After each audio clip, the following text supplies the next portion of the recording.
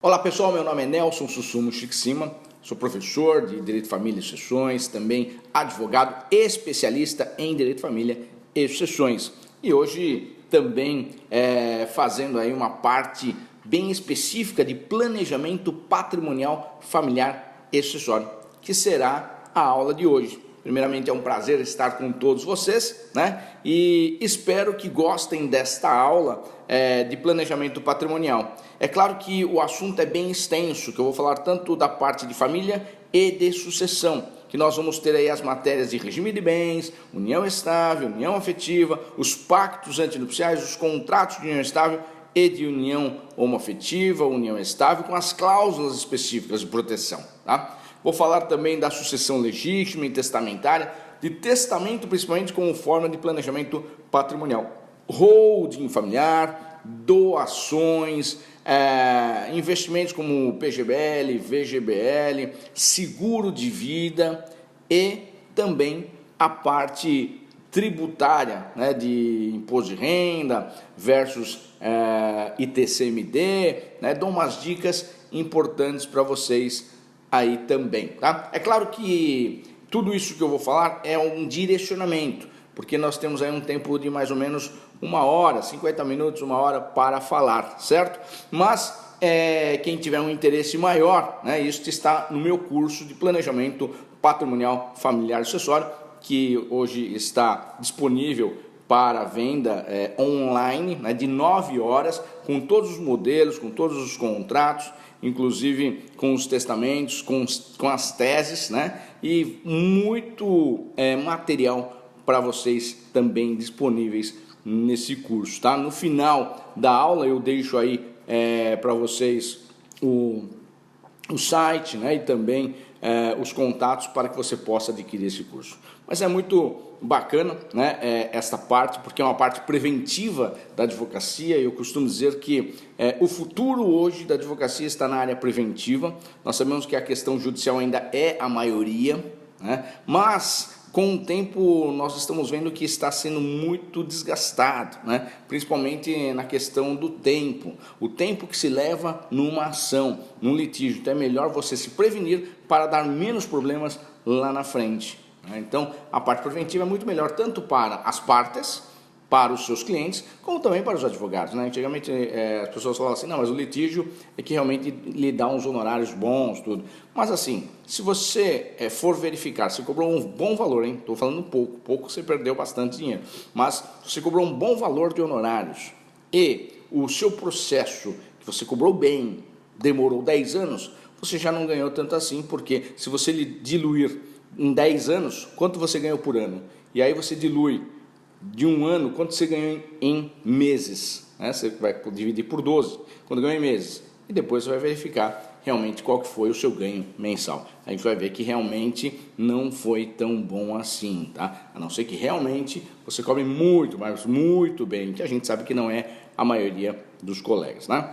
Bom, então esta parte é muito específica, hein? Preventiva, que eu quero dar um norte para vocês, tá? Então a aula eu consigo dar esses direcionamentos para vocês refletirem o que se trata esse planejamento patrimonial familiar e sucessório, tá? Eu costumo dizer que não é uma questão de blindagem patrimonial. Eu não gosto de falar de blindagem patrimonial, é claro que vende bastante, mas dá a impressão de fraude contra credor, né? E eu estou dizendo em questão de proteção patrimonial, Isso na questão não de blindagem, no sentido de blindagem de prejudicar terceiro, prejudicar credores, e sim proteger o seu patrimônio da própria desvalorização da moeda, de pessoas que queiram pegar, né, possuir o seu patrimônio de forma indevida, tá? Não da questão de blindagem para você fraudar pessoas e que você consiga aí depois fazer com que essas pessoas credores não consigam atingir seu patrimônio, tá? Nesse sentido não. Então, planejamento patrimonial familiar sucessório é uma situação de proteção do seu patrimônio contra pessoas que querem possuir de forma indevida ou ter de forma indevida a sua propriedade, os seus bens e também dinheiro, tá? Então vamos lá. falar primeiramente no regime de bens. Essa é a parte importante de proteção familiar, né, dos relacionamentos. Então, vou falar do regime de bens que vale tanto para o casamento, como para a união estável, como para a união afetiva. Tá? É claro que na hora de estipular cláusulas protetivas, no casamento você vai utilizar através de pacto antinupcial e na união estável e na união afetiva através de contrato de reconhecimento de união estável e também de união afetiva. Tá? Então, as formas são diferentes. Uma escritura pública de pacto antinupcial, o outro pode ser por escritura pública, mas não é pacto antinupcial, ou um contrato particular na união estável ou na união homoafetiva. Tá? Então, vamos verificar primeiramente os regimes de bens, né? Primeiro vamos ver os princípios chamados dos pactos antinupciais, que é dentro do casamento. Pacto antinupcial é sempre no casamento. O que é um pacto antinupcial? É um contrato feito antes do casamento. E serve para quê? Para eu optar por um regime que não seja legal. Se eu for optar por um regime que não seja legal, eu preciso fazer pacto antinupcial. Por exemplo, quais são os regimes legais que nós temos? Comunhão parcial de bens, a partir da Lei 6.515/77, passou a ser um regime legal, né, que anteriormente à Lei 6.515/77, o regime legal era da comunhão de bens, que hoje é denominado de comunhão universal de bens, para diferenciar da comunhão parcial. Tá? E o outro regime, que também é legal, não precisa de pacto antinupcial, é o regime da separação obrigatória de bens. No regime da separação obrigatória, é aquela que é por imposição da lei, artigo 1641 do Código Civil. Vou dar um exemplo mais clássico, e esse exemplo é o que mais se utiliza dentro, vamos dizer assim, dos regimes de bens legais e também para fazer planejamento patrimonial. É o da separação obrigatória, artigo 1641, em razão da idade. Maior de 70 anos. Antigamente era da maior de 50 e do maior de 60, ou seja, a mulher 50, homem 60. Veio o Código Civil 2002, igualou para 60 anos de idade. Veio a Lei 12.344/2010 e aumentou, igualando para 70 anos de idade, homem e mulher. Então, homem ou mulher casando acima de 70 anos vão casar sob o regime da separação obrigatória de bens. Portanto, também é um regime legal porque é por imposição da lei e não é necessário fazer pacto antinupcial. Vejam que tanto na comunhão parcial de bens como na separação obrigatória de bens não necessita de pacto antinupcial. Mas eu costumo dizer, eu posso fazer? Posso. Não é necessário, mas eu posso fazer. Tá? Bom, claro que eu vou falando para vocês, dando direcionamento, eu não tenho como ficar mostrando todas as legislações e todos os artigos aqui, senão leva um bom tempo, né? Uma aula dessa, eu falei, são 9 horas, né, de curso online para esse planejamento patrimonial. Tá? Então, assim, são direcionamentos que vai dar muita dinâmica para você orientar seu cliente. Né? Eu falo que são produtos que você tem que ter na prateleira para vender aos seus clientes. Bom, se você não souber, não tem como, né? Então, aí você consegue cobrar um bom valor de honorários quando você tem esses produtos preventivos, tá? Preventivos. Bom, então, o pacto antinupcial serve para optar por um regime que não seja legal. Então, eu já falei os regimes legais, que são separação obrigatória de bens, comunhão parcial de bens. Esses dois são legais, não necessita de pacto, mas eu posso fazer? Posso. Bom, mas quais necessitam de pacto realmente? É requisito o pacto antinupcial. Regime da separação total ou chamada absoluta de bens, participação final nos aquestos e comunhão universal de bens, que hoje, através de pacto antinupcial, necessariamente precisa de pacto antinupcial. Esses 3 regimes que eu vou falar um por um daqui a pouquinho. Bom, como que eu faço um pacto antinupcial? O pacto antinupcial é feito por escritura pública, lavrado perante um cartório de notas. E para ter efeito erga omnes contra todos, deverá ser registrado no cartório de registro de imóveis do primeiro domicílio dos nubentes. Isso está no artigo 1657 do Código Civil. Tá? Bom,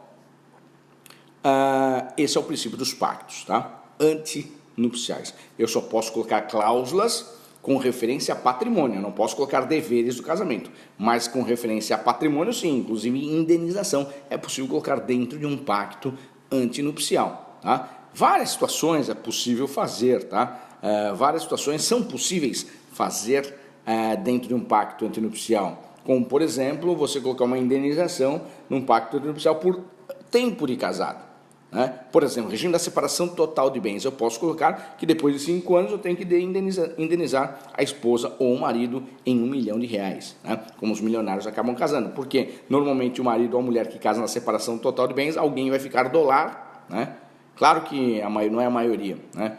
A maioria vão casar e vão trabalhar, praticamente os dois, e o regime da separação total. Mas existe possibilidade de um milionário ou uma milionária casar e o marido ou a esposa ficar no lar. E aí não vai ter direito a patrimônio, porque ele vai conquistar o nome dele e não vai ter direito. Então, como esta pessoa despendeu tempo e ficou no lar cuidando da família, muito mais justo colocar uma indenização. O problema é que as pessoas esquecem disso, né, de colocar esta indenização, que é bom colocar. Durante o tempo, né? 1 ano de casado, 2 anos, 3 anos, 4 anos, 5 anos, você que estipula. E para verificar isto, você deve falar com o seu cliente, né? O que seria melhor para ele. O que mais que a gente pode falar, né? Primeiro, o princípio dos pactos antinupciais que eu mencionei para vocês. Segundo, o princípio da mutabilidade do regime adotado, ou seja, atualmente o regime de bens poderá ser alterado, modificado. Na constância do casamento eu posso alterar, modificar o regime de bens. Antigamente era o princípio da imutabilidade, ou seja, uma vez casado jamais você poderia alterar o regime de bens. Hoje você pode fazer esta alteração conforme alguns requisitos, tá? Primeiro requisito para você poder alterar o regime de bens durante o casamento sem separar, sem divorciar e casar de novo, que era assim que a gente fazia. Você pode fazer a alteração, primeiro fazendo esses 3 requisitos. Primeiro requisito, o pedido, né, deverá ser feito de forma judicial. Tem que pleitear de forma judicial, não é de forma extrajudicial, apesar que existia ou existem ainda 2 projetos de que passaria também a possibilidade de fazer alteração no regime de bens via cartório, ou seja, extrajudicial, administrativo, no cartório de notas. Eu não sou contra. Tanto é verdade que quem faz pacto antinupcial é o próprio cartório de notas, porque não poderia também alterar através de pacto. Mas, entendeu que esses 2, a não ser que tenha alterações nesses projetos, né? Mas esses 2 projetos caíram por terra em razão do Código de Processo Civil 2015. Né? No Código de Processo Civil 2015, eles inseriram o artigo 734 do CPC, regulamentando um procedimento para alteração do regime de bens, que anteriormente ao Código de Processo Civil 2015 não existia esse procedimento, porque a alteração veio em 2002, né, e o Código de Processo era de 73, então eles inseriram no Código de Processo de 2015 o procedimento para alterar o regime de bens, né, que está no artigo 734. E lá determina que o Ministério Público deverá estar presente para também opinar sobre a questão se pode alterar ou não o seu regime de bens, o regime de bens do casamento. Tá? Então, com esta questão da opinião do Ministério Público, que está no CPC, praticamente hoje as legislações caíram por terra e não vai dar para fazer via cartório o Ministério Público estar presente, né? A não ser que façam igual aquela situação do casamento, né? Que é determinado, é mandado no Registro Civil de Pessoas Naturais, né? Mandado as habilitações para o Ministério Público, tá? É possível, mas não com aqueles projetos de lei, provavelmente não vão mais perdurar. Outra questão importante, outro requisito, na verdade, para alteração do regime de bens, é o segundo, deverá ser consensual. Judicial e consensual, ou seja, ambos devem pleitear. Se for um só, faltou o requisito, tem que ser ambos, os 2 têm que pleitear, tá? E o terceiro e último requisito, o pedido deverá ser motivado, ou seja, justificado. O juiz vai perguntar, por que os senhores querem alterar o regime de bens? Você vai falar, não te interessa, né? É judicial e é consensual, por que eu tenho que explicar para o juiz? Realmente, Eu entendo que cai por terra. Mas muitos doutrinadores dizem o seguinte, não, é para não fraudar terceiro. Mas você acha que se o casal vai fraudar terceiro, ele vai falar que vai fraudar? Não, ele vai contar outra história. Inclusive para o advogado ele conta outra história, né?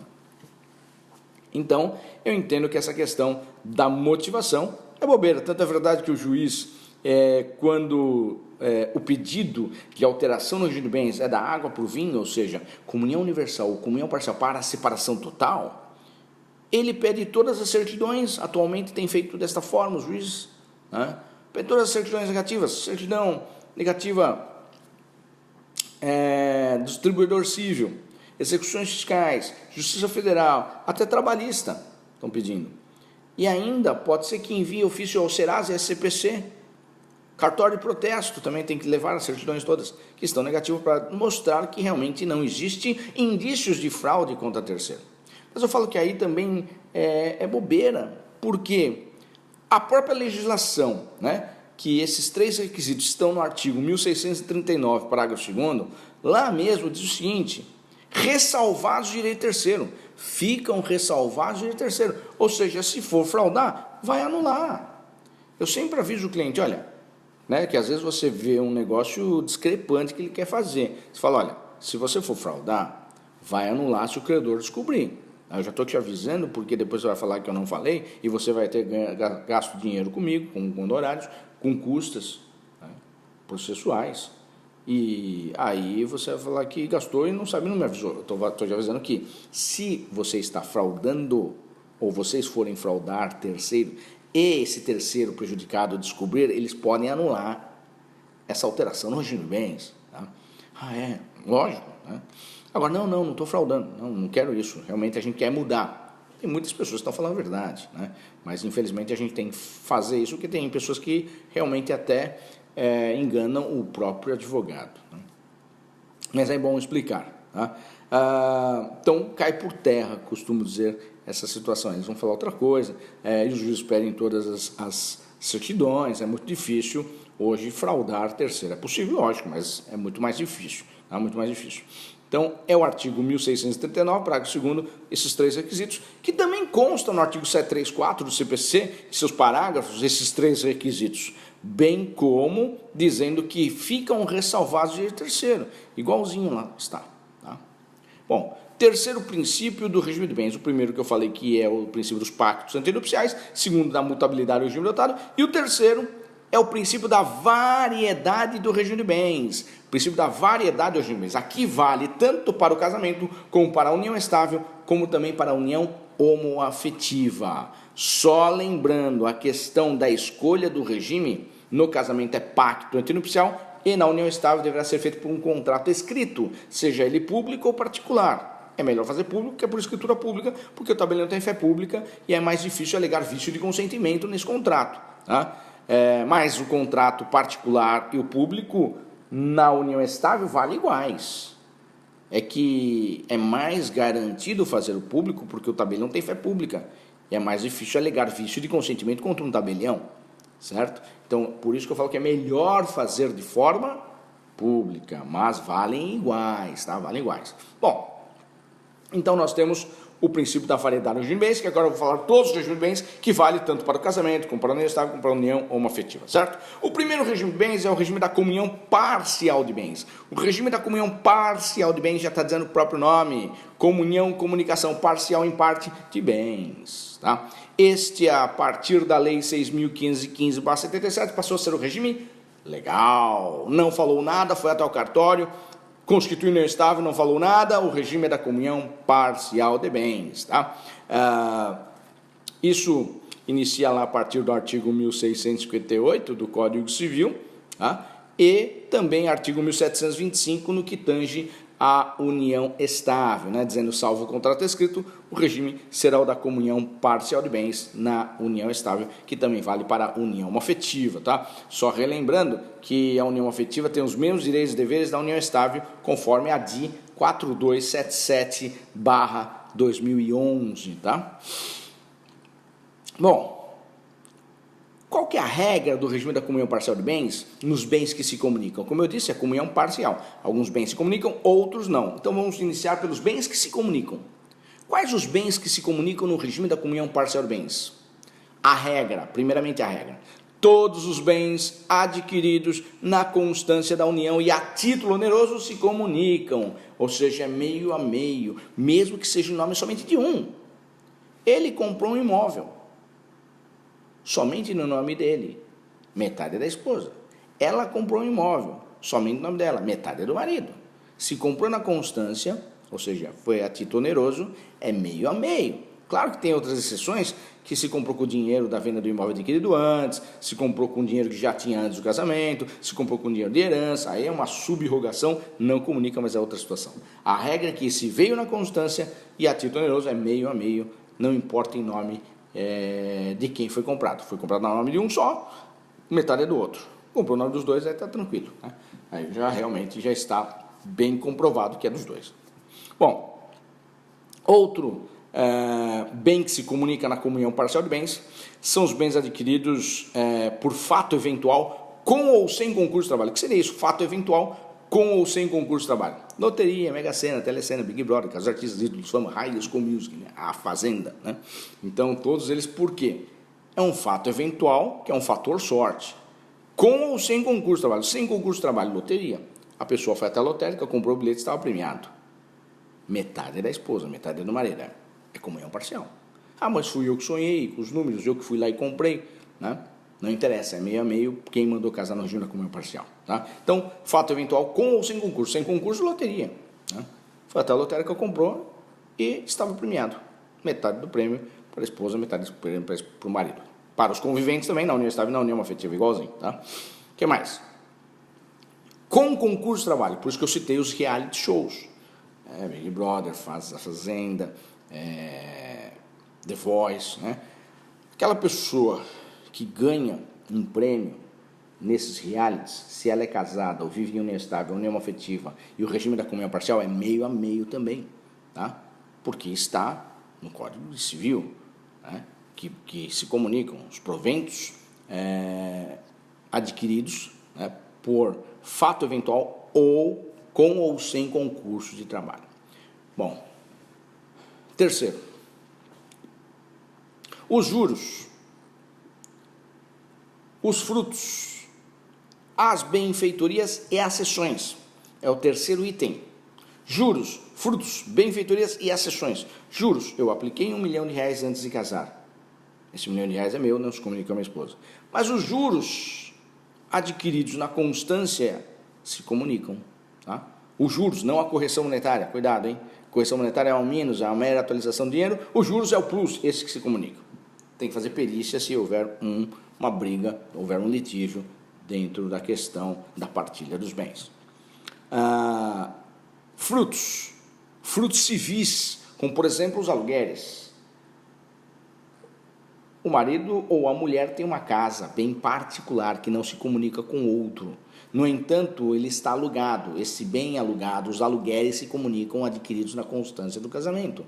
É claro que se esse dinheiro ele foi embora em razão de que houve o gasto para a mantença da família, lógico que não vai ter como dividir, porque ele não existe mais. Mas se ele ficar guardado, tem direito a metade, que são os proventos, os frutos civis, tá? Que seria, por exemplo, os aluguéis. O que mais? Nós temos frutos, juros, benfeitorias. O marido tem uma casa antes de casar. A casa dele não se comunica com a esposa. No entanto, ele construiu uma piscina nesta casa, na constância do casamento. Esta piscina, a esposa tem direito à metade. É claro que é direito à indenização, porque o imóvel é um bem de raiz, portanto, como não comunica dele, ele vai ter que indenizar o que ele gastou na piscina ou que realmente a piscina vale através de perícia. Metade é da esposa. A cessão significa acréscimo da propriedade imóvel, né? Por exemplo, construções. Eu tenho um terreno antes de casar, esse terreno é meu. Mas eu construí uma casa na constância do casamento. Eu construí um prédio na constância do casamento. Metade é da minha esposa, né? Porque foi construído na constância do casamento. A cessão artificial. Perícia também tem que ter para saber da avaliação. Esses são os bens que se comunicam, né? Os bens que se comunicam Tá? Agora, os bens que não se comunicam. Primeiro, a regra são os bens adquiridos antes do casamento. Os anteriores ao casamento não se comunicam. Tá? Fácil, é a regra. Outro, os bens adquiridos, o segundo item, os bens adquiridos por herança, doação e subrogados. Herança, doação e subrogados também não comunicam. Tá? Por quê? Ah, mas a herança veio durante o casamento. A doação veio durante o casamento. Por que não comunica? Porque veio a título gratuito, o que se comunica é a título oneroso. Tá? Então, herança, doação e subrogados, que é o mais complicado, né? Se você comprou um imóvel na constância, a regra é que é meio a meio. Mas se você comprovar que esse dinheiro que você comprou veio do imóvel adquirido antes do casamento, da venda do imóvel adquirido antes do casamento, ou veio do direito de herança, ou veio de um dinheiro que ele já tinha antes do casamento. Aí seria uma subrogação. Se comprovar a subrogação, também não vai comunicar. Tá? Mas a regra é que se comprou na constância é meio a meio. Então, isto é subrogação. Tá? O que mais? Não se comunica. Os instrumentos de profissão, o táxi, automóvel do taxista com sua esposa, o caminhão do caminhoneiro com sua esposa, os aparelhos da dentista com seu marido, os aparelhos da médica com seu esposo, não vai comunicar porque é um instrumento de profissão. Tá? E o outro, por último, que ficou mais divergente, que é divergente entre a lei e a jurisprudência. Os proventos do trabalho, salário, fundo de garantia, PIS, PASEP, está descrito no artigo 1659, inciso 6, que não comunicam. Não comunicam. No entanto, a jurisprudência majoritária do STJ, inclusive, diz que se os proventos do trabalho forem adquiridos na constância do casamento, tem direito à metade, inclusive o fundo de garantia. Em São Paulo, nós temos enunciado, que são os enunciados dos juízes das varas de família do Estado de São Paulo, enunciado 1415, fala que o provento de trabalho se comunica, que é o fundo de garantia, e todos os demais do trabalho, também consequências do trabalho, vai se comunicar no enunciado 15. Tá? Depois nós temos ainda o enunciado 16, que fala PGBL se comunicam também, PGBL, que é uma previdência privada, aquela que você utiliza como se fosse um investimento, cuidado, comunica, metade, tá? Também está no enunciado dos juízes das varas de família do Estado de São Paulo. O que não comunica são as questões de dano moral e de acidente do trabalho, que daí é personalíssimo, né? Quem perdeu a perna, quem perdeu um braço, a mão, foi a pessoa e não foi a esposa ou o marido. E as questões de dano moral, quem sofreu também é a própria pessoa e não o cônjuge. Tá? Portanto, questões de cunho personalíssimo, como dano moral e acidente de trabalho, não se comunicam as indenizações. Tá? Bom, também está no enunciado dos juízes das varas de família do Estado de São Paulo. Tá? Bom, falamos então do regime da comunhão parcial de bens, bens que se comunicam e bens que não se comunicam. Bom, comunhão universal de bens. Comunhão universal hoje é através de pacto antinupcial. Pacto antinupcial. Precisa fazer pacto para casar na comunhão universal. Mas é um regime que quase ninguém casa hoje porque tudo vai comunicar. É difícil alguém casar para tudo comunicar. Os bens adquiridos antes, depois, a herança, a doação, a regra comunica tudo. Tá? Mas tem exceção? Tem exceção dos bens que não se comunicam na comunhão universal. Proventos do trabalho, está escrito também não comunica, mas tem jurisprudência dizendo que comunica sim, os adquiridos na constância. Tá? Os direitos adquiridos na constância. Quem mais? Instrumento de profissão não comunica a comunhão universal de bens, instrumento de profissão não. E bens gravados com cláusula de incomunicabilidade, é a única chance, né, que você consegue fazer que o bem não se comunique. Colocar uma cláusula de incomunicabilidade na doação, colocar uma cláusula de incomunicabilidade no testamento, para que quando for transmitido aos herdeiros, transmita com esta cláusula de incomunicabilidade, certo? Bom, o que mais? Estou fazendo um pouquinho mais rápido, porque senão não dá tempo para a gente falar tudo. Né? Mais uma questão, mais um regime de bens, participação final nos acordos, é um regime que caiu em desuso, que chegou em 2002, novo, e que já caiu em desuso. Portanto, não vamos gastar tanto tempo para falar dele. Ele é feito através de pacto antinupcial. Aqui no Brasil é denominado de regime misto. Por que misto? Porque mistura-se dois regimes dentro dele, né?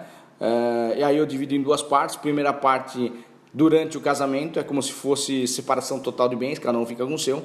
E no final do casamento, na dissolução da sociedade conjugal, é como se fosse comunhão parcial de bens. Eles vão falar assim para mim, mas agora se comunica tudo então? Não, é como se fosse comunhão parcial de bens, ou seja, se comunicam somente os frutos e juros dos bens particulares. Como, por exemplo, eu comprei 5 imóveis no meu nome, é meu. A minha esposa comprou mais 5 imóveis no nome dela, é dela, durante o casamento. Mas eu não vou morar nos 10, eu moro em um e alugo os outros 9. Com o dinheiro dos aluguéis, eu fiquei na administração dos bens, juntei um bom dinheiro e comprei um outro imóvel com esse dinheiro no meu nome. A minha esposa pode pedir a metade desse imóvel, porque vem em razão dos frutos e juros dos bens particulares. Tá? Então, mais ou menos assim que os lucros se comunicam na participação final nos aquestos. E, por último, separação de bens. Separação de bens, nós temos a separação obrigatória e absoluta. A separação obrigatória de bens, artigo 1641, é o exemplo que eu dei dos 70 anos. Tem mais, mas os 70 anos é o que mais acontece. Ele 80 anos, ela 25 anos de idade, né? Melhor regime de bens para casar é realmente um regime de bens que você consegue fazer proteção para esse mais velho, tá? Vai casar na separação obrigatória de bens. Se um morrer, o outro não concorre, porque separação obrigatória de bens, artigo 1829, inciso 1, não concorre. Ele mais velho morreu, o outro não concorre com seus filhos, já está protegido na sucessão, tá? Tem um único problema, que é a questão da súmula 377 do STF. Os bens se comunicam ou não na separação obrigatória? A maioria fala, não comunicam. Súmula 377 do STF. Os bens adquiridos na constância da união e a título oneroso se comunicam, é meio a meio pela súmula 377 do STF. Portanto, um multimilionário casa-se com uma jovem, multimilionário de 80 e poucos anos, casa com uma jovenzinha de 25 anos. Ele vai ter muitos frutos de juros, com certeza, e vai fazer patrimônio, então durante o casamento ela tem direito à metade pela súmula 377. E aí eu sempre fiquei pensando, como que essa pessoa consegue proteger o patrimônio?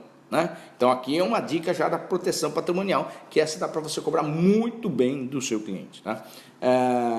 Como que eu faço para evitar isso? Eu sei que os antes não, mas os da constância sim, ele é multimilionário, ele vai juntar um bom dinheiro. Então ela pode ficar rica em um ano, 1 milhão, ela consegue ter em um ano, em 2 anos, 5 milhões às vezes, vai saber, né? É um multimilionário. Bom, a proteção é aquela que eu havia falado, que separação obrigatória não tem pacto antinupcial, mas eu posso fazer.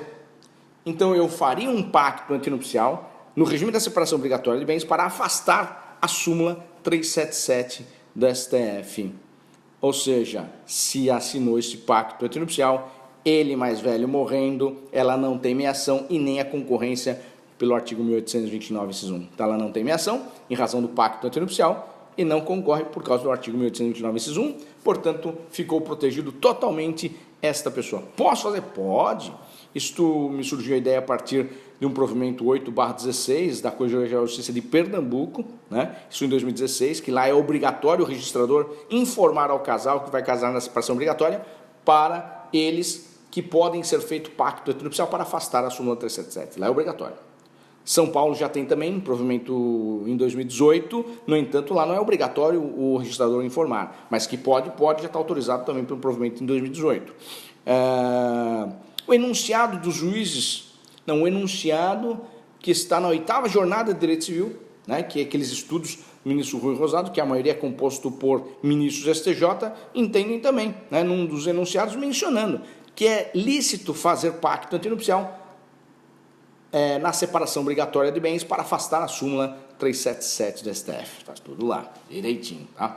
Aqui não consigo mostrar tudo para vocês, porque realmente não dá tempo para fazer isso. Mas no curso, se você observar, tem tudo, inclusive estão todas as legislações, estão todos os enunciados e mostrando toda essa parte aí, como apoio. Mas estou dando a dica para vocês. Tá? Separação total chamada absoluta de bens. Total ou absoluta de bens. Essa está no artigo 1687 do Código Civil. Esse precisa fazer pacto antinupcial. Necessita de pacto antinupcial para casar. Separação total chamada absoluta. Esta regra que não comunica nada. Os bens adquiridos antes, depois, a herança, a doação, não vai comunicar nada, tá? Mas eu posso fazer cláusulas de proteção dentro do pacto antinupcial, como eu mencionei. Eu posso colocar uma indenização para uma pessoa, principalmente se o seu cliente ou sua cliente vai casar na separação total e não vai trabalhar, vai ficar no lar. Você poderia fazer uma proteção para ela aqui, tá? Então é possível. Agora, uma outra cláusula que eu gosto de colocar de proteção especial no pacto ou no contrato de união estável, tá? é aquela da não concorrência, para não concorrer. Por exemplo, homem e mulher casados, mas eu vou falar na sucessão legítima aí.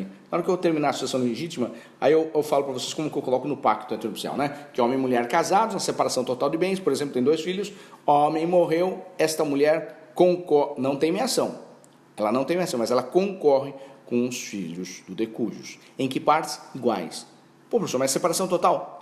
Ela não tem meação, mas se morrer, concorre. Tá? Então, no pacto heteronupcial, eu coloco para não concorrer.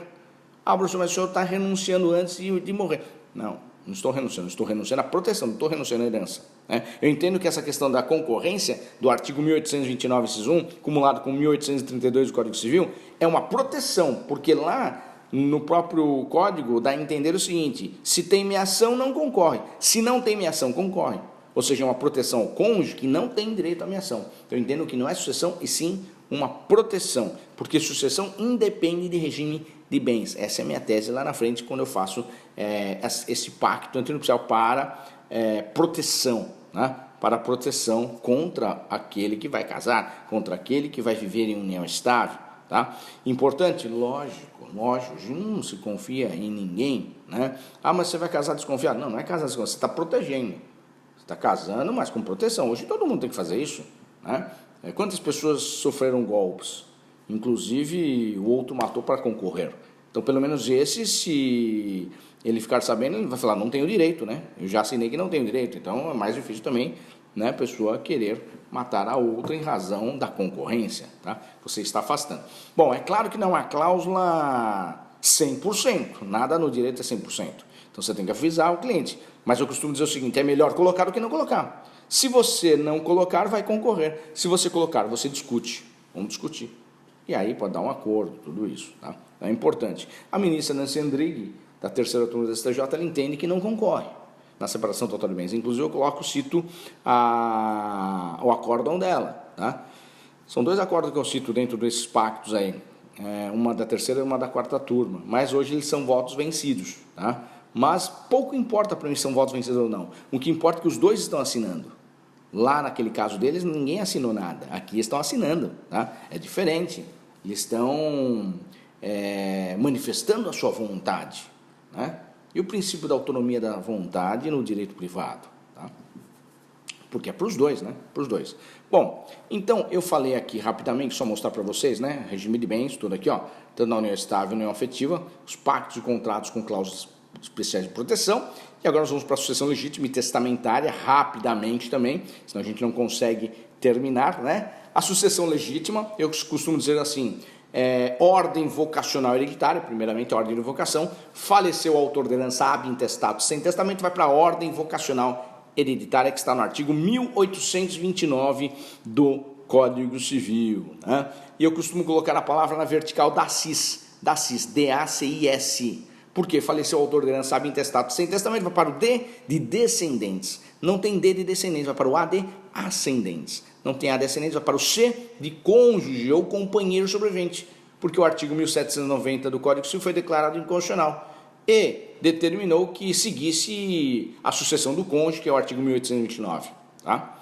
Cônjuge ou companheiro sobrevivente. Não tem C, vai para o I de irmãos. Aqui começa a sucessão dos colaterais. Irmãos, segundo grau colateral. Não tem irmãos, vai para o terceiro grau colateral, que são os tios e sobrinhos. Mas eu já coloquei da CIS, por quê? Porque os sobrinhos preferem os tios. Né?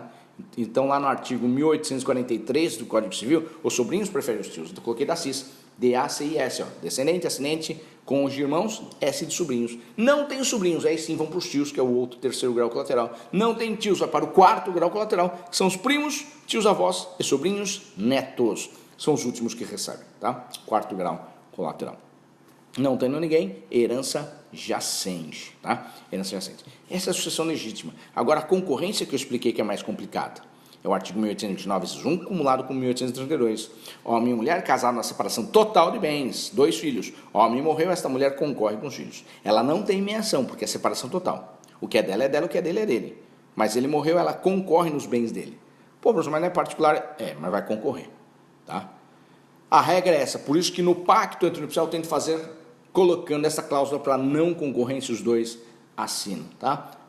E a tese é essa, que não é uma renúncia à sucessão, mas sim uma renúncia à proteção, uma desistência da proteção, uma dispensa da proteção, nem renúncia que é muito forte, uma dispensa dessa proteção, tá?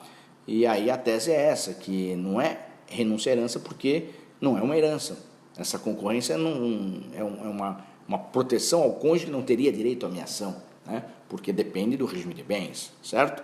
Bom, e também, né, concorre com os ascendentes, homem e mulher. Homem morreu, não tem descendente, então esta mulher concorre com os ascendentes dele, com o pai e com a mãe, ou com os avós paternos e maternos, né? Então os mais próximos excluem mais remotos. Se ele tem pai ou mãe, ela vai concorrer com o sogro ou com a sogra.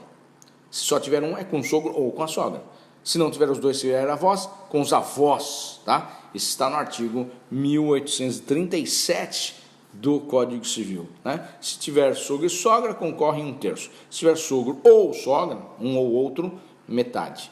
Se não tiver sogro ou sogra, tiver somente avós paternos e maternos, concorre na metade também, tá? Se não tem ascendente, aí vai tudo para o cônjuge, aí independe realmente de regime de bens, aí é sucessão, o terceiro na ordem de vocação vai receber na totalidade, tá? Aí a gente tem como fazer outras situações que eu quero mostrar dentro de um testamento. Por exemplo, no testamento, o testamento é personalíssimo, eu posso deixar questões patrimoniais do testamento, é o que é o normal, mas eu posso também reconhecer, por exemplo, paternidade ou maternidade socioafetiva no testamento, só que aí passa a ser irrevogável.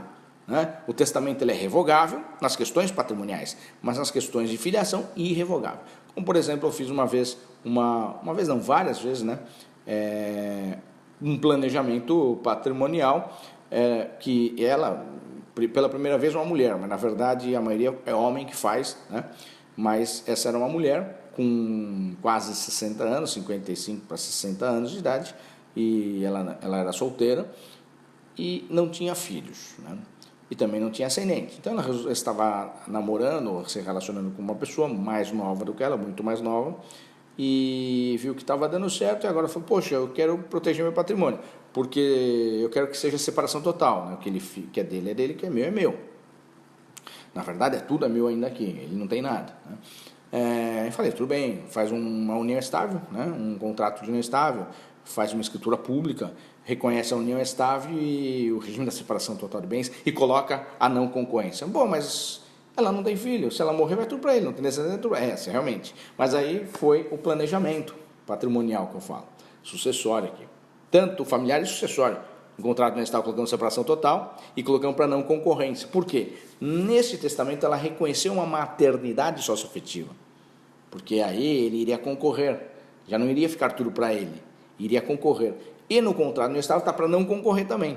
Então dá uma briga para ele não ter direito a nada, tá? É claro que se ela verificar que ficou 10, 20 anos com ele, é claro que ela pode mudar esse testamento, né? E não colocar a questão da concorrência, colocar uma parte para ele também, tá? Então, por isso que eu falo que é importante você fazer desta forma, que depois você consegue mexer para melhorar a situação do outro. Se você não fizer nada, aí não dá para mudar nada, tá?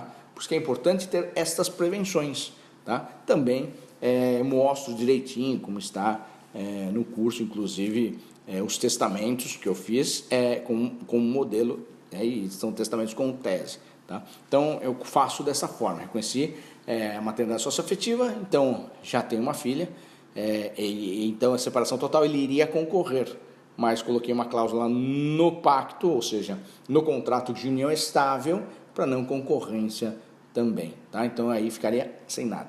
Mas claro que eu falei para ela, 10, 20 anos às vezes de relacionamento, muitas vezes você agora está confiando nele e é importante às vezes você revogar aquele testamento, não do reconhecimento da maternidade, que não tem como mais, né? Mas no testamento deixando alguma coisa para ele também, tá? É possível fazer isto. Agora outra questão, já estamos bem avançado do horário, né? Falei então aqui da sucessão legítima e testamentária, tá? E mostrar agora uma partezinha da holding familiar e essas partes todas aqui que são novidades no planejamento patrimonial, tá? A holding familiar, muita gente não sabe muito utilizar essa questão, né? Eu costumo dizer que a holding familiar ela é mais planejamento tributário do que sucessório, mas dá para fazer algumas cláusulas dentro também da holding familiar, como sucessão, como planejamento sucessório. Mas, por exemplo, para tributo é muito melhor, né? Vou dar um exemplo. Você tem 10 milhões em imóveis pessoa física. Você alugou esses imóveis, esses bens, está arrendado. Você recebe. Provavelmente vai pagar imposto de renda, que é 27,5% pessoa física. Se for numa pessoa jurídica, dependendo do patrimônio, é de 6% até 13%, mas não é 27,5%. Tá? O problema é o seguinte, quando você institui uma holding familiar e você quer transferir seus bens imóveis para pessoa jurídica, vai ter que pagar imposto. A maioria paga ITCMD, se for doação, ou ITBI, né, se for fazer uma composição nas cotas, né? Ou seja, no patrimônio, né? Fazer valorizar a empresa, incorporar na empresa, tá? Aí paga o ITBI. Hoje a maioria dos cartórios não tem deixado passar, muito difícil, nos municípios estão cobrando sim o ITBI. Então você vai ter que verificar se vale a pena ou não fazer uma holding familiar em razão de que você vai despender tanto de escritura pública como também de imposto, seja ITCMD ou ITBI. Tá? Então pode ser que fique muito caro e às vezes não vale a pena. Mas, por exemplo, na sucessão em São Paulo, 4% sobre ITCM. Tem um projeto de lei já, tá, tramitando estadual para ir para 8%. Fazer de forma escalonada, 4, 6 e 8. Muitos estados já estão em 8% o ITCMD. Tá? Na pessoa jurídica, quando o sócio morre, as cotas é que vão. E aí o ITCMD é calculado sobre o balanço da empresa e não sobre os bens que tem lá. Então, se você tem 10 milhões em imóveis, pessoa física vai recolher 4% hoje em São Paulo, alguns estados já são 8%, e pode ser que o ano que vem também mude já em São Paulo para 8%. Tá? Por cento. E vai recolher sobre os 10 milhões. Tá? Agora, se for pessoa jurídica, não vai recolher sobre os 10 milhões, vai recolher sobre o balanço da empresa. Se o balanço for 200 mil, vai recolher sobre os 200 mil. Então, a questão tributária é muito vantajosa deixar no nome da empresa. Então, o certo mesmo é você já instituir uma holding, né? Quando você pretende já comprar alguma coisa. E aí já comprando em nome da holding, porque daí você já não paga 2 impostos, né? Então, já é... Agora, quem já fez, não tem jeito, vai ter que transferir. Então tem que pesar para ver se é vantajoso ou não. Essa é uma questão de planejamento tributário. Agora a questão de planejamento sucessório também existe, é possível. Por exemplo, um holding familiar normalmente são as pessoas da família, os membros da família que são sócios. Um filho é casado na comunhão parcial de bens e está dentro da sociedade. Se ele morrer, essa esposa concorre nas cotas. Ah, mas na comunhão parcial e não era dele antes? Mas os bens particulares concorrem. Artigo 1829, inciso 1 do Código Civil. Vai concorrer. É uma proteção, ela não tem menção, mas ela concorre e vai entrar na sociedade. Então, o que a gente poderia fazer como proteção, né? Que ela, tudo bem, concorre, ela vai ser indenizada em 100 meses para pagar, 100 vezes, paga com a renda, né? E ela vai ser retirada da empresa da holding familiar automaticamente, né? Com a devida indenização em 100 meses, por exemplo, para pagar. Tá? Então já é um cálculo feito para caso realmente tenha esta situação. Tá? Então é um planejamento sucessório nesse caso sim. Há quem diz, né, aí não dá para garantir também, que é possível fazer a sucessão dentro da holding sem fazer um inventário. Mas aquele que está sendo prejudicado, ele vai jogar no inventário. Tá? As cotas pelo menos vai. Tá? Então tem que tomar cuidado com isso. Doações, agora uma dica dentro das doações. As doações tem duas cláusulas importantes que devem ser colocadas numa doação. Primeiro, a cláusula de reversão. Né? Eu vou doar um imóvel para tal pessoa. Porém, essa pessoa é casada na comunhão parcial de bens. Eu doei esse imóvel para essa pessoa. Ela morreu. O marido ou a esposa dele ou dela concorre num bem que eu dei para aquela que morreu. Tá? Então não era para ir para o outro, mas vai concorrer com os filhos. Tá? E se não tiver filhos nem ascendente nem descendente, vai tudo para ele. Piorou ainda, que eu quis deixar para fulano e não para ciclano. Tá? Então eu poderia colocar uma cláusula de reversão. Caso o donatário faleça antes do doador, volta para o doador, ou seja, volta para mim. Uma cláusula protetiva que não custa nada a mais, basta colocar. Mas muita gente também não faz desta forma, tá? Já tive alguns casos dessa forma e protegeu bastante, porque ela estava preocupada que poderia morrer realmente antes do doador, tá? Porque tinha contraído uma doença, tudo, câncer, e aí estava preocupado. Bom, outra cláusula que você pode colocar dentro da doação é a cláusula de dispensa da colação. Dispensa da colação, salvo engano, é o artigo 2005 do Código Civil. Você pode dispensar da colação, porque tudo que você doa aos seus descendentes e o pai morrer ou a mãe morrer, tem que voltar para a colação. Mas você pode pedir a dispensa? Pode, desde que está saindo da sua parte disponível. Se aquele bem da doação está saindo da sua parte disponível, você menciona que está saindo da minha parte disponível e, conforme o artigo 2005 do Código Civil, dispensa da colação. Aí não entra, não volta para a colação. Muita gente também não sabe e não coloca. Ah, está sendo a minha disponível, então vou doar. Mas não coloca essa cláusula, então vai voltar.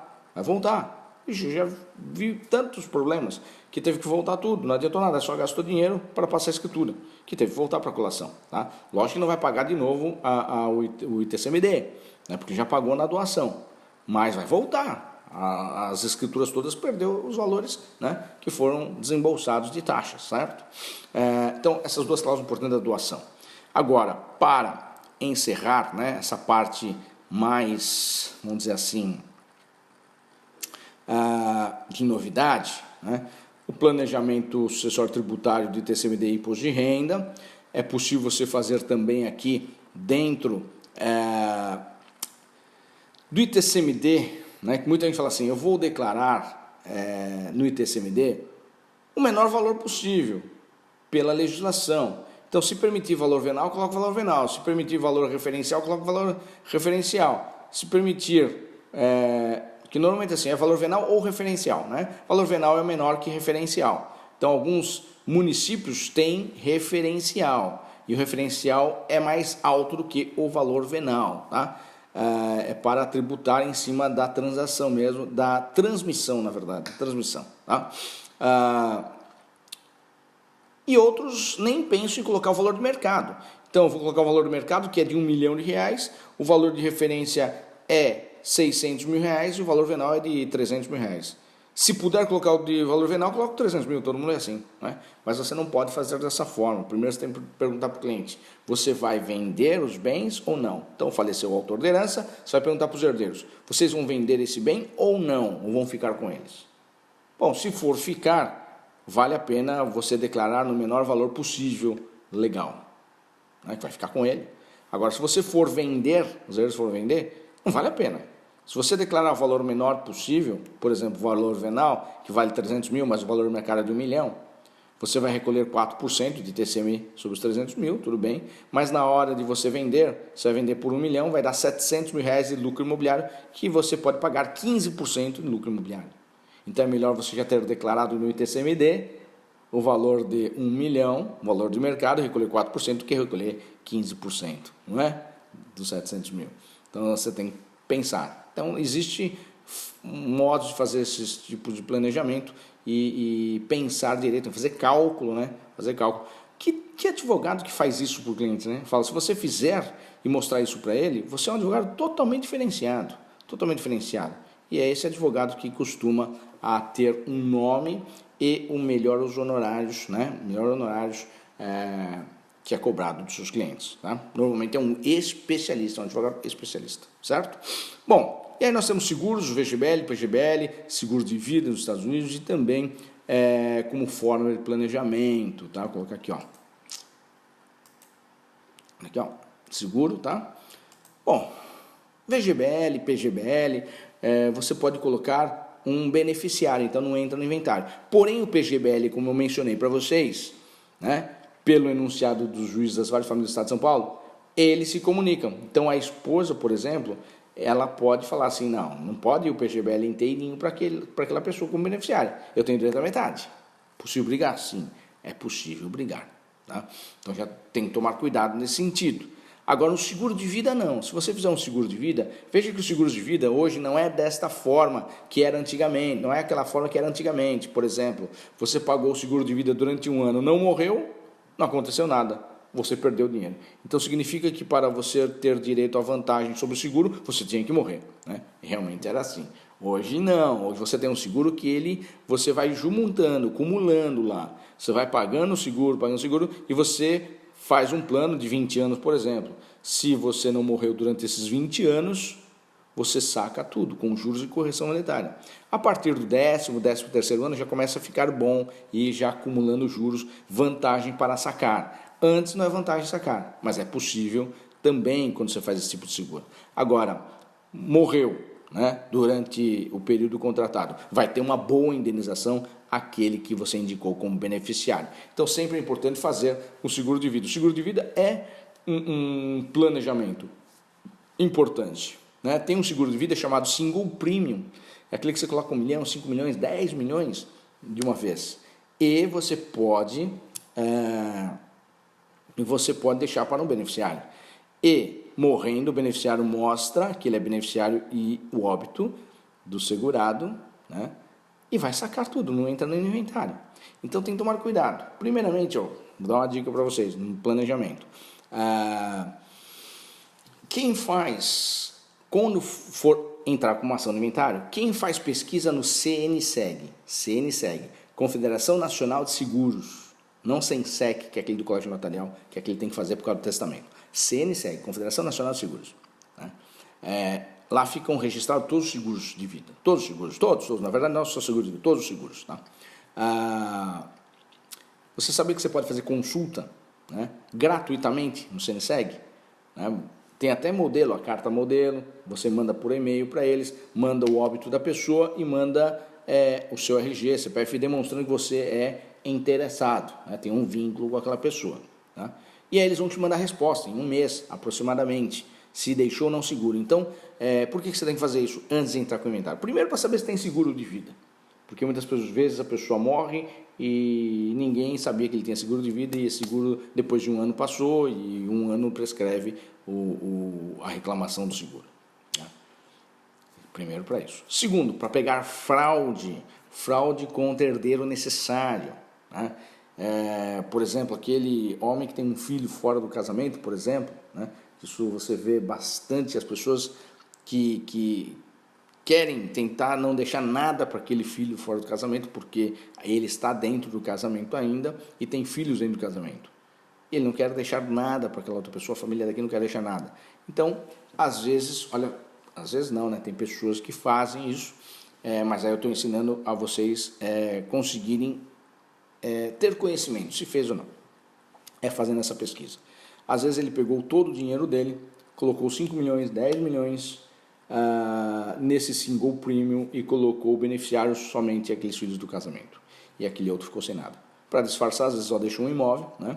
E aí vai fazer inventário desse imóvel. O outros 10 milhões, o outro foi lá, ou os filhos do casamento foram lá e sacaram. E ninguém fica sabendo porque não entra no inventário. Então, se fizer essa pesquisa, você consegue verificar se deixou e se fraudou. Porque aí fraude legítima. Se é 10 milhões que ele deixou aqui e o imóvel vale 1 milhão, ele adiantou a legítima. Portanto, esse dinheiro seguro tem que voltar para a colação. Tá? Tem que voltar, ou pelo menos tem que indenizar para o outro filho. Tá? Mas tem gente que acaba fazendo isso, mas eu estou dando uma dica para vocês. Tá? Então, seguro nós temos, mas aí tem pessoas que fazem seguro fora do país, né? Principalmente nos Estados Unidos, para dolarizar o seu patrimônio. Tá? Então hoje a dolarização é importante, a proteção não é para fraudar, a proteção é para proteger realmente o seu dinheiro para que ele não desvalorize. Tá? Então a dolarização hoje ela é um bom caminho, porque há 5 anos atrás o dólar estava 2 e pouco, né? Digo 5 anos, acho uns 8 anos, né? Uns 5 a 8 anos estava 2 e pouco dólar. Hoje está 6. Então, na verdade, aumentou 3 vezes mais. Né? Então, se você tivesse dolarizado, você em 5 para 8 anos, você triplicou o seu patrimônio. Tá? E é difícil você triplicar em 5 a 8 anos. Você acabou triplicando. Então, é bom um planejamento, porque a gente sabe que o dólar sempre vai estar com uma moeda forte que a gente tem visto. Né? É muito difícil esta desvalorização. Existe às vezes um pouquinho de baixa, mas é muito difícil desvalorizar de repente. É mais fácil o nosso dinheiro desvalorizar do que o dólar, tá? Então dá para fazer também o seguro de vida nos Estados Unidos dessa forma, hein? Desse mesmo jeito, tá? E normalmente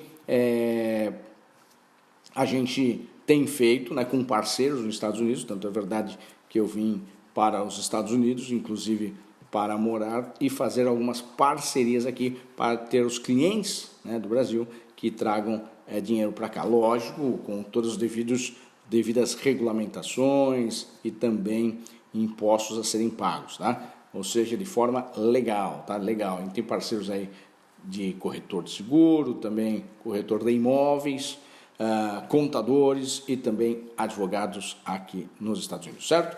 Então nós fazemos também a questão do investimento, né? Tanto nos Estados Unidos como em Portugal. Em Portugal, eu tenho colegas que estão lá, advogando em Portugal, que também têm feito planejamento, inclusive até holding familiar lá. Nos Estados Unidos também dá para fazer, né? A gente consegue instituir uma empresa aqui para brasileiros, caso queiram fazer esse tipo de planejamento e colocar dolarizar o patrimônio dentro desta holding ou dentro desta empresa nos Estados Unidos. Em Portugal, a mesma coisa, aí nós temos parceria com o pessoal de Portugal, né, que é advogados, né, lá, que a gente sabe que é simples, né? Hoje para o advogado dos Estados Unidos já é diferente, mas em Portugal o brasileiro que é advogado, né, ele consegue tirar a carteira da ordem em Portugal. E é legal que você consegue advogar, né, em toda a comunidade europeia. Inclusive eu dou essa dica no curso também, viu? Tem até o formulário, como o requerimento, né? As regras para você obter a carteira da ordem em Portugal, tá? Isso tudo lá no curso direitinho. Mas não é tão difícil não, é bem simples, mas muita gente está pedindo hoje, hein? Muita gente, tá? Já é diferente aqui dos Estados Unidos, que aí você teria que estudar mais um tempo aqui para poder tirar o bar, né? E tem que falar uma língua... Tem que falar fluente em inglês, né? Já em Portugal já é mais tranquilo, mais fácil a língua, que é bem parecida com a nossa, né? Eu falo parecida porque é português, mas português de Portugal é diferente do português do Brasil, né? Mas é muito parecida. Bom, consegui falar tudo, né? Ultrapassei um pouquinho o horário. Termino por aqui. E agora vou deixar aí o site para o curso, né? Vocês podem entrar lá no professornss.com.br, tá? Que é o meu site, e lá vocês vão ver curso. Tem curso de inventário, tem um curso de planejamento patrimonial familiar acessório, tem a teoria e prática de família e sucessões, oficina de direito de família e sucessões. É só entrar lá no site, vocês vão ver os cursos online, todos os cursos online com modelos, com materiais de apoio, de forma a fazer com que você consiga advogar nesta área, principalmente nesta área preventiva, que é de planejamento patrimonial familiar e acessório. Então não esqueça lá, acesse o site professornss.com.br. Pessoal, obrigado e até a próxima, hein? Valeu!